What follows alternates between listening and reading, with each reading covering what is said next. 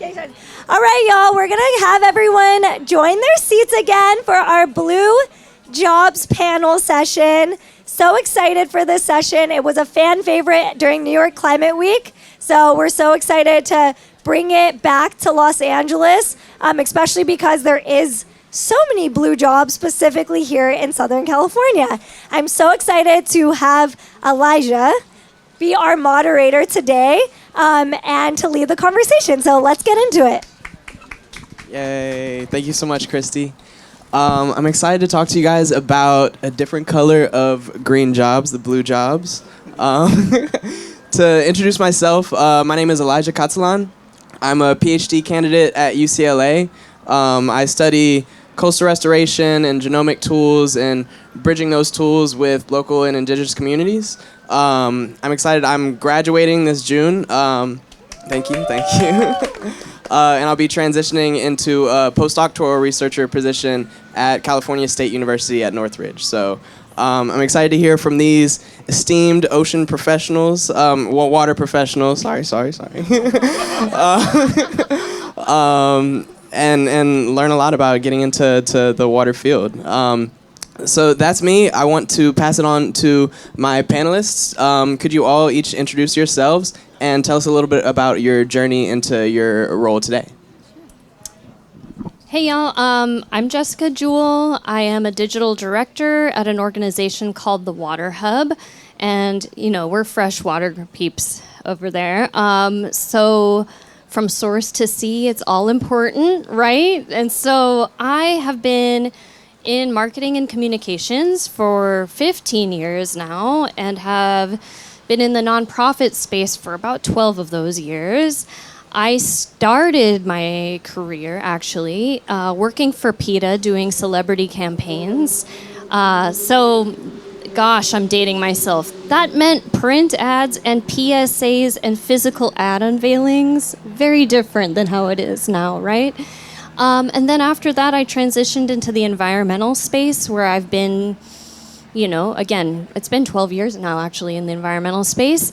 For LA folks, you may know of Tree People, but I was the director of marketing and communications over at Tree People, spent about 4 years there, doing everything, all the things. If nonprofit folks, am I real when you're like wearing every hat you possibly can? So events, more celeb stuff, all the digital things, all the PR. So spent some time there.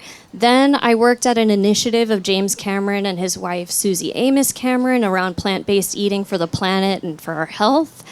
Again, continuing the wearing all the hats, worked with everyone from Oprah on activations to mommy bloggers to tell stories of why we can make these small swaps for our health and the planet.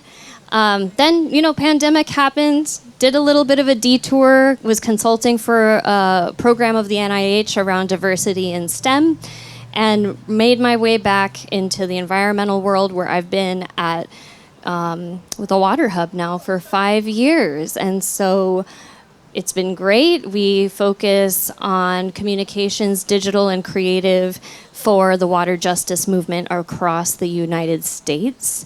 And so I'm the digital director there, and it's been a great time. We support community-based organizations, tribal organizations, utilities sometimes with their comms and their storytelling. So that's a little bit about me. Oh. Perfect. Great to meet you all. My name is Billy Doyle. I'm currently serving as the Business Hub Manager as part of the Economic and Workforce Development team at Altasea at the Port of Los Angeles. I've been in the role for about 6 months now. Prior to that, I had several roles in not the blue economy necessarily, but all related to climate in some way. So I graduated in 2024 with a bachelor's in public and international affairs, and then a master's just this past May in business analytics. During my time in school, I spent my summers interning at the Center for Biological Conservation in New York on a project focused on fishing networks within New York City and focusing on how those communities develop and work with the super fun nature of New York City waters. I had also interned with the American Biogas Council and the Nevada Clean Energy Fund, working on a project with an EPA grant there. My role currently at Altasea focuses on tenant recruitment down at the port, as well as some of our policy initiatives, especially in Sacramento at the moment, as well as general business development and trying to grow our offerings and everybody else's awareness of who we are and what we're about. Cool. Hi, everyone. My name is Carillo. I'm a resource specialist at the Metropolitan Water District of Southern California. I heard someone mention MWD, which was great because we get confused with LA DWP all the time, different agency. But I like to describe it for those who are not familiar as like the Costco of water for Southern California. We're a wholesaler, so we don't provide water for the businesses and residents of Southern California, but for all your cities or private water utilities that cannot provide water through their own local resources, they can buy imported water from Metropolitan. And our service area, we service 18 million people, nearly half the state, from Ventura County all the way down to San Diego, including Orange County, San Bernardino, and what have you. And so as a resource specialist, I work on the resource planning team, and what we do is that we have the unenviable job of trying to plan for the future, an uncertain future. And we all know all the drivers of uncertainty. And so the way I like to categorize my job is it's a simple two-part equation. Or maybe three-part equation. How much water are we going to need?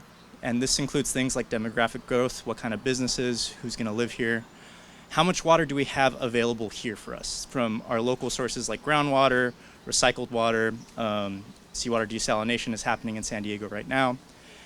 And then we get a demand for imported water. So how much of that demand cannot be met by local resources alone? That's how much we're going to have to take from the Colorado River or Sacramento San Joaquin River. Now, the other part of that question is, will we be able to import that water? Will we continue to be able to rely on those resources that are very vulnerable to climate change? And so this includes things like climate change impacts to those watersheds. It includes state and binational agreements on the Colorado River, and as well as Native American tribes. And it will also just include things like, as the climate changes, where are we putting that water? Are we storing it? Will we have it available? And all that good stuff. So I've been doing, this is pretty much the only job I've known. I feel really lucky to have stumbled upon this. And so in my 11 years, it's been starting out small, local, just answering the question, where do we get our water from in LA? That's what drives me for this job. I love this city. I love Southern California. I was born and raised here. I love the food, music, the art, the culture, and in working in water, this is my way of participating in all of that. And so happy to get this conversation started. That's incredible. I love those big questions about the environment. As a scientist, that speaks to me. So I'm going to start by asking each of you 3 individual questions, and then we'll do broader questions towards the end. So the first question is for Billy.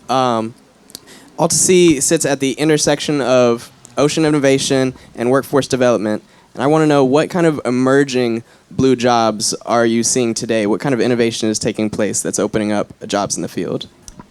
Sure. Where to start? It's such a broad question because the blue economy as a concept is so broad. Everybody here is familiar with the climate change prevention industry in some way, but the ocean, be that just because it's only accessible to certain states and certain regions, be that just that we can't truly grasp just how much ocean is out there. It is often overlooked. 70% of the globe's surface is ocean. 90% of the excess heat we produce can be absorbed by oceans. And so in terms of the blue economy itself emerging, even just being able to talk at mainstream climate panels like this shows the progress that we've been able to make, and it's really exciting to be here. For us at Altasea, we have 3 focus clusters. They include aquaculture, so kelp production specifically, clean energy, be that wave and tidal, carbon capture, offshore wind, and underwater robotics. And there's a huge emergence now in ocean data acquisition and ocean intelligence. If those 3 key clusters sound varied, that's because they are. And I think that is indicative of both the blue economy's infancy, but also the opportunities that lie within the blue economy. And for us at Altasea as well, currently at the moment, we have on our website 17 internships on site for the summer, and they cover anything in terms of function from operations to communications to technical jobs as well.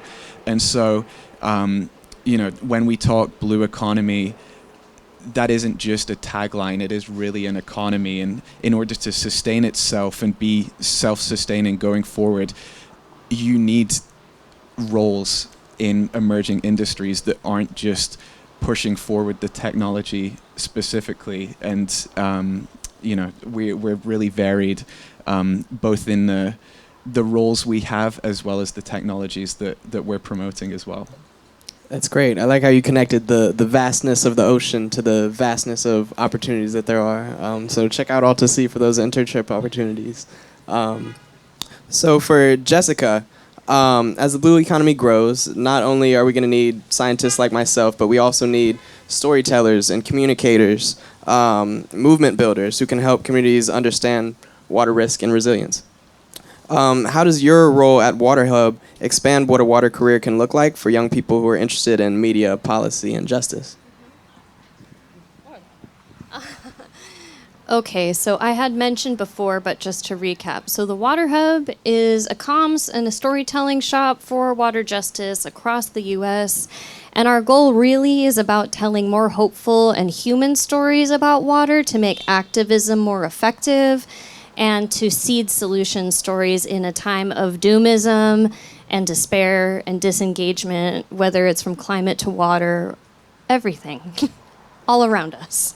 So I just wanted to share a couple of super recent examples of stuff that I've worked on or our team has done that are very timely. So number one, I'm excited to share that we launched a campaign for American Rivers. If folks don't know who they are, it's a big national organization that focuses on river protection and advocacy. They've been around for a few decades now. So what we're doing for that project is we tapped 3 creators, including Kristy right here, to tell stories about 3 different rivers across the U.S., the threats, and what we can do.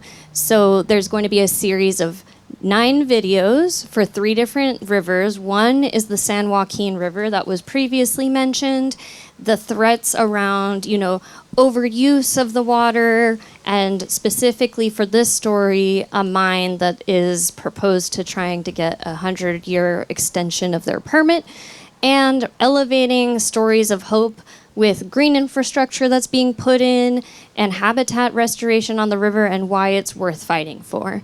The second river is for the Nissaquag River in New York, and it's been thriving lately. It's because an accidental dam failure has brought back plants and animals and other types of wildlife, but unfortunately, there's a proposed dam that's going to go up possibly. So we're engaging someone else, Kristy, to tell stories about what can be done, the threats, and hope for the future, why we should all take action. The third is the Potomac. It is in the epicenter of data center alley happening in the country right now that's just proliferating, and a casualty of probably the worst sewage spill in American history that happened earlier this year. So we're working with another person who's an urban historian, and that's his niche, where he's talking about the history and the importance of this protection.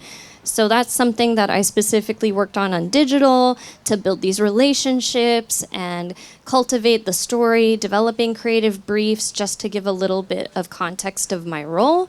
And a second thing that is coming up for the WaterHub is So we are the communications resource for an amazing coalition called the Water Equity and Climate Resilience Caucus. It's a constellation of incredible orgs across the country fighting for these issues. And they've been focused on water affordability challenges for years. So what folks may not know is that there is an awareness gap in water in general, water affordability, water access. 2 million people across the US don't have access to running water or a flush toilet in their home, and millions more struggle to pay their water bills. An EPA report post this administration reported that 1 in 7 people report struggling to pay their water bill every month. So this coalition has been doing a ton of work on that. And next week is Water Week in DC. And so we expect Representatives Rashida Tlaib and Debbie Dingell out of Michigan to drop some proposed, re-proposed legislation that would be the first ever permanent fund for water affordability and sanitation access for struggling families. And so, this is on the back of, during the pandemic, we made great progress. There was a moratorium on water shutoffs. We had the first time ever temporary program to help with affordability challenges, but that has ended. And so we need to continue to tell stories of hope and possibility. So what the Water Hub has done is we've produced 2 short documentaries featuring 2 different communities so far across the country. The first one focused on a white rural community out of Kentucky, and the second one that we released late last year focused on community in Laredo, Texas. Mind you, 2 extremely different stories and demographics. We have working poor white folks in Appalachia, and we have Latine folks at the border, but they have shared story and connection that we're trying to build humanity and connection, right? So both are dealing with water affordability challenges, both are dealing with aging infrastructure, and they also have their own unique challenges. We have, in Appalachia, a vestige of extractive industry that has poisoned, water supplies. And in Laredo, we have the border wall now that's terrorizing communities, going through property, dividing community, but also putting habitat restoration at threat that has been building climate resilience and water quality. So what we did actually this week is to extend the life of these 2 short documentaries, we brought together the communities and subjects from both docs to watch each other's documentaries and react to each other and tell stories and make that connection. And we had Spanish language translations so that everyone could participate. And we invited utilities, we invited policy folks, we invited advocates to see this ahead of Water Week next week. And I just want to finish up by saying, in terms of on digital, so, my role was putting together the distribution and the strategy plan to make sure that these docs were seen by as many people as possible. And in the lead up, we have coming up with Water Week, we've developed things like tip sheets for advocates to know how to capture their own content when they're lobbying on the Hill to report back to their audiences of, hey, we're here, we're in DC, we're fighting for affordability, whatever their specific issues are. So there's that piece. And so we're really excited to continue the work. But those are 2 specific examples that are happening right now that the Water Hub is working on. So. That's so cool. I find that stories of hope are often like what inspires us to actually work in these sorts of fields that often feel hopeless. And it was actually documentaries a lot like your own that inspired me to pursue an environmental career when I was a lot younger. So I'm really grateful for the work that you're doing. Carlos, don't worry, I didn't forget about you down there. So since you've been in this field for a while and you work at one of the largest water-focused organizations in the country, can you tell us more about the workforce gaps that exist? What types of expertise do we need right now? Yeah. So when I found out I was going to be on this panel, I messaged our workforce development unit manager at work, and she provided me the question before I even knew about the question, so this is perfect. So I have very specific examples that I'll just lead with right here. Is that a lot of this infrastructure that moves water throughout our cities was built at least 100 years ago, if not longer. And in all sectors, but particularly in public utilities, there's the silver tsunami that we're talking about. People, when they work at Metropolitan, they stay there their entire careers, 30, 40 years, and they all come in together and they all retire together. And so there's this gap that can be created if there's not successful succession planning, where you lose a lot of institutional knowledge of how things were done, how things were built.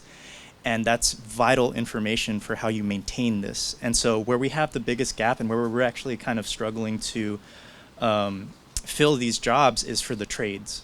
It's for maintenance, it's for water treatment plant operators, it's for the people who are on the forefront of, integrating, the maintenance with technology. There's things called SCADA for anyone who's works in water. It's automated meter readings and stuff like that. And with AI, which is a whole nother topic, but I'll keep it simple here. Is how will our next workforce leverage these new technologies to help us better manage our systems? Because we're already going to be faced with climate change pressures of just getting the water in general. But then the second thing that needs to be talked about is how do we make sure that our systems continue to be efficient, continue to not break? You mentioned UCLA. You remember the pipe burst, I think that wasn't 10 years ago already, was it? I hope not. Oh, God. Anyways, that long. But, if you all lived in LA, you've probably had a significant pipe burst happening around you. That is the consequences of not getting enough people working in the trades. So we can see that. So we work so hard to get the water here and secure it, and it's a shame if our systems can't deliver it to the people when they need it. Absolutely. Yeah. I honestly don't remember the UCLA pipe bursting. I might have been too young at that time, but at my undergraduate institution at Howard University, we had a big pipe burst at one of our main buildings that shut it down. We couldn't take classes in there for the whole rest of the time that I was there. So definitely super important. Trade jobs are often overlooked. And that kind of segues me into my next question, which I'm going to open up to all of you guys. Which is, let me look at it. For folks without traditional environmental or engineering backgrounds or a science background like mine, what are the best entry points for getting into a blue collar job? I'll talk about Metropolitan because we're one of the largest water utilities, and so it is the truth that most jobs at these utilities will be your standard engineers. You'll have people in your legal department, finance, and what have you. What a lot of people don't realize is that organizations like Metropolitan, we have a very large external affairs group. And this includes, talking about needs, you don't necessarily need to know a lot about water. That's something you could learn on the job. But if you have a skill in taking complex information and making it digestible to the public so they could understand, these are pillars for our societies to understand, you have a future at one of these utilities. Every utility now has an Instagram, which is kind of crazy, and but who are the people doing that? You can tell when an organization invests in their social media presence. And the reason why they're willing to is, take a look at LA Times. You've seen how successful things like LA 404 have been. And public utilities want to emulate that. And, hearing about the Water Hub too, I think there is a market for storytelling. There's a market for just communications that is out there beyond knowing the hard science. For Altasea, there's really two ways I can take this question in terms of depending on what stage you're at. If you are someone who is interested in these jobs but doesn't yet have the qualifications that you would need to go into a technical role, the opportunities available for you, especially here in Southern California, are only growing and only opening. So we have a program right now called BCAP. It stands for Blue Economy Climate Action Pathways, where we are working alongside industry at the Port of LA and 16 community colleges here in LA County to build degree programs that are co-developed with the industry and with the needs of the workforce from different employers in the local blue economy. And now is as good a time as any to get qualified if that is something of interest. But even if you don't want to go back down that route, it doesn't necessarily matter as much anyway. I studied public affairs, for example, and as we have all discussed to some capacity here, the blue economy generally is that it is an economy, and as I said in a previous answer, the technology alone is not what will sustain itself. Within taking a technology from, say, a PhD project into a commercial entity, there is so much financial, legal, marketing burden and effort that needs to go into turning an idea into a product. And I think for someone, again, now is a wonderful time to be involved in the blue economy, just because we are still at a stage where we are still emerging maybe in the same way that an industry like solar was 20 years ago, and we are continuing to we are continuing at least to face obstacles that suggest that we are still building this thing from the ground up. And in doing so, there are lots of roles, technical and non-technical, that exist within those lanes. So I'm going to repeat a bit, but I just want to build on, the comms piece.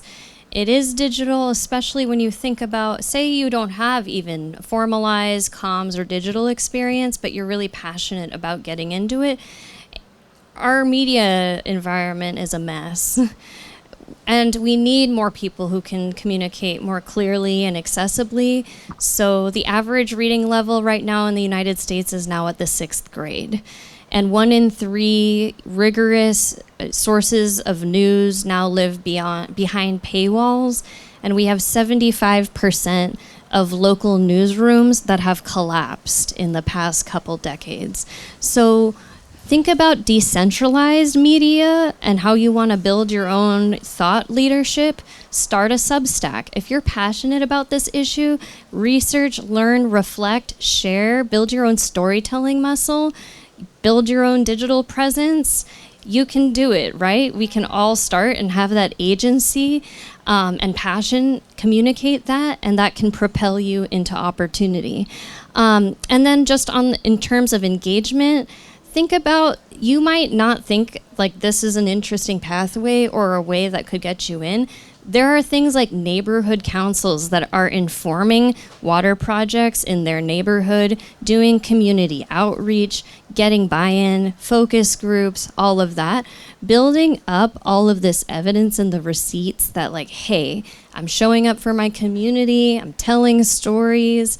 There are ways that you can get in that are not in that traditional path, and we need all of it. So those are a couple pieces. Or, there's commissions too at your city level. I applied and I got denied.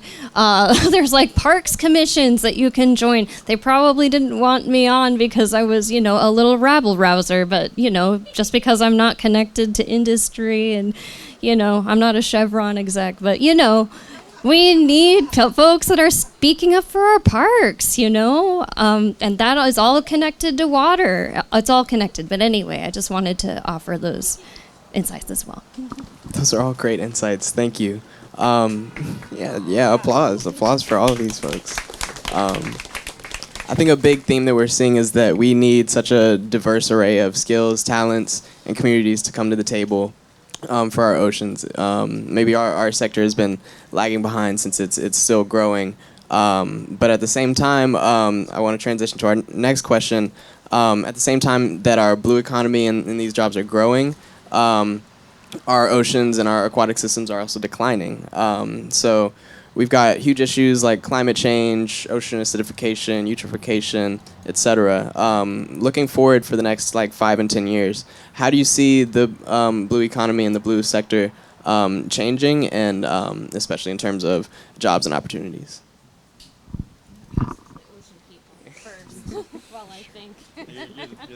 All right, I guess it's up to me. I'll think about it. I think part of where the blue economy is, in some ways, our job is slightly easier because a lot of the initial groundwork of getting climate change and the understanding of its effect into the mainstream has been done. I don't want to say completed, but a lot of work has been done towards it through some of the more mainstream climate channels that exist. And so I think with the work in the blue economy, for us, it is really to piggyback and grow our own brand through the existing lens of the climate fight that is going on. And whilst I think people don't always see the oceans as a solution, the oceans will certainly present the problems that are existent and still continue to grow as we go forward. And I think the urgency, given how the oceans present climate change back to us all, will only grow in the public eye. And so I think now is as good a time as any to focus on oceans and merge the blue economy and the blue sector into the mainstream climate fight, because we are not separate in that way. We're all on the same team here. And I think whilst the oceans and the blue economy will present the problems we have created back to us, I think helping folks understand that the oceans can also be a solution, it will be a really important focus of ours over the next 5 years. I have an idea. Okay. All right, so I'm a freshwater girl. So, we face similar challenges that we share from harmful algal blooms that affect both, ocean and freshwater. We also have ecosystem collapse happening in freshwater systems. But, and then of course we have issues happening in communities from, folks that are, millions of people that are still drinking water from lead pipes. So there's all of these connected issues, and, saltwater intrusion into our groundwater supplies that are affecting folks and leaching more lead into our pipes. So as far as what's needed, I think what we need is more intersectionality across the board in every single green sector. So what we're missing, right, and the exciting opportunity is thinking about what are your intersecting interests, and there's ultimately going to be a connection back to water. So for example, if you're a housing advocate, if you're a mobility advocate, there's so many ways to thread the needle to show how these are all important. So while I'm a comms person, what I think we need are more hardcore community organizers that are bringing people together, making that connection, making them bought in, and giving them back their power to show up and disrupt these oppressive systems that have gotten us to where we are now, and how it affects our water supply, ourselves. We are water, we are nature, so we need our community organizers more than ever, especially in this really toxic political environment. And we need the policy nerds, people, like for example, at the Water Hub and everywhere, we know the EPA under Lee Zeldin has totally screwed the environment and is rolling back regulations, putting communities at threat. So what do we need? for example, the Water Hub right now, we're convening a coalition of water folks to think about what's the 10-year plan that we need to implement to bring a new Clean Water Act into, to existence. It passed in the 70s when our rivers were literally on fire, and these folks are chipping away as much as they can to poison us and promote profit. So what can we do on the policy side to build those strong, policy recommendations? Hopefully we have another administration, who's to say, but we need to build those safeguards in, do community listening sessions, have people that can build those briefs and research. So as a comms person, we need our researchers, we need our policy nerds, and we really need our organizers to bring people together.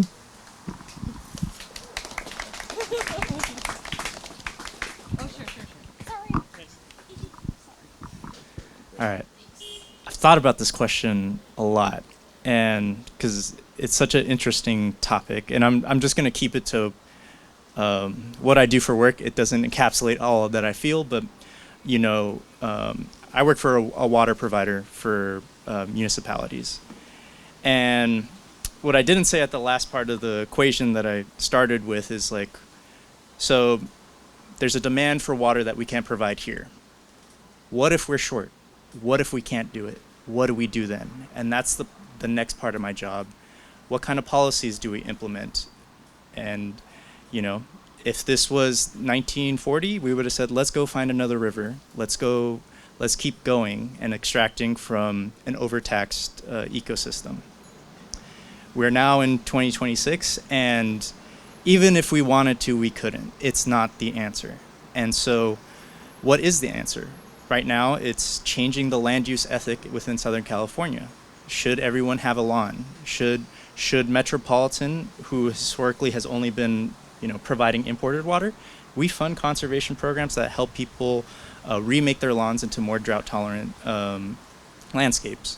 We invest in recycled water projects, and we're even building our own. So, we promote conservation, and now you talk about this from, we're a public utility. We also have bills to pay. We're funding people to use less water, but they pay us rates that fund us to do it. And so this is the dilemma. How do public utilities fund conservation in a way that doesn't, there's fixed costs. There's systems that have, it doesn't matter how much water you use. That's just how much it costs to maintain them. So when you have people use less water, how do you make sure that it's a savings and not increasing water rates to the point where water affordability really becomes an issue in a state that already has affordability issues beyond water? And so these are some really, really hard questions that the new generation of workers are going to have to deal with, and myself included. And how I like to approach this is this: yes, a lot of things are going to have to change, but you need to understand how things are currently being done right now and honestly assess, why were they done that way? There was a reason. I still believe that, even with the people who I don't agree with, there is some kind of logic happening regardless if I agree with it or not. How do you understand it truly, unbiasedly, and then approach it from all right, what is actually not working and what can we change? And I think that's how you change a public institution that notoriously move really slow because of bureaucracy. You have to do it methodically, you have to do it patiently, but you have to do it, can't think of the right word, but just continuously. You have to persevere through all these hoops that you're going to have to jump through. Wow. Yeah. It's so interesting to hear each of your different perspectives, engaging with those what ifs in an uncertain future, and persevering to still create those connections and intersections that we need to move all of this forward. I love how you guys were talking about the connections between the water and the land and the people. One of my mentors at the indigenous organization that I work with, he always says that if one color disappears on the land, it disappears in the ocean and vice versa. So I think that's really important for us to understand. Okay, to close out, I want to get some of your mentorship advice. No more time. I'm so sorry. No last question for you guys, but will you all thank our esteemed panelists? Thank you all for listening. Thank you. Okay, we're gonna take a group picture together with you guys. Awesome.